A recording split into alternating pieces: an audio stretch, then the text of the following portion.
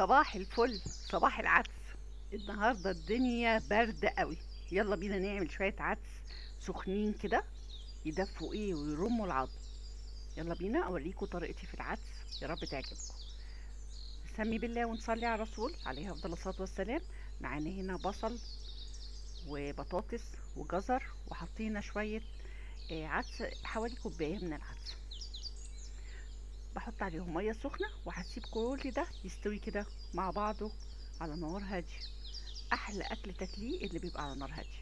البهارات بتاعتي كلها حطيتها، معلقه توم كبيره، وانا بحمر شويه لسان عصفور هنا على جنب، لاني انا من عشاق العدس بلسان عصفور او الشعريه.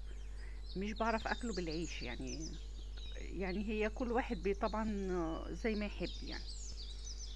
انا عندي نص اللي في البيت بياكلوه بالعيش عادي خالص يعني، بس انا بحب اكله بلسان عصفور.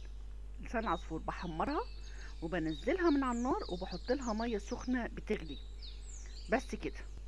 انا مش بسويها علشان انا لو سويتها اما ارجع احطها في العدس هتعجن، لا دي طريقتي في لسان عصفور بس، واغطيها واسيبها هي كده هتستوي لوحدها، مش محتاجه مني اي حاجه. انا هنا بحط، لازم طبعا العدس يبقى لازم احط له معلقتين سمنه بلدي، بينقله في مكان تاني خالص. هنا العدس بصي هنا لسان العصفور بتاعي بعد ما استوى او بعد ما شرب الميه كلها بقى مفلفل جدا جدا. طبعا العدس بتاعي هنا كان استوى كل حاجه، ونزلته من على النار وحطيت له كان فاضل الملح بس اخر حاجه حطيتها.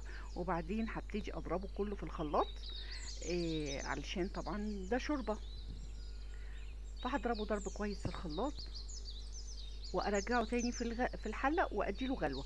بس كده احنا خلصنا العدس بتاعنا، مفيش اسهل من كده. اكله سريعه وسهله قوي ومغذيه جدا جدا يا جماعه والله، وتدفي قوي قوي في الشتاء. انا هنا كنت بزود شوربه علشان كان الخلاط بتاعي مش عايز يلف كويس يعني، لان كل ما بتضربيه كل ما بيتقل. وعلى فكره السمك بتاعه ده تاني يوم هتلاقيه تقل اكتر من كده يعني. طبعا انت تخففيه بكيفك بقى زي ما يعجبك. بس وربنا يحسن ما بين ايديكم، ويا رب يكون الفيديو عجبكم. اشوفكم ان شاء الله على خير في فيديو جديد. باي باي.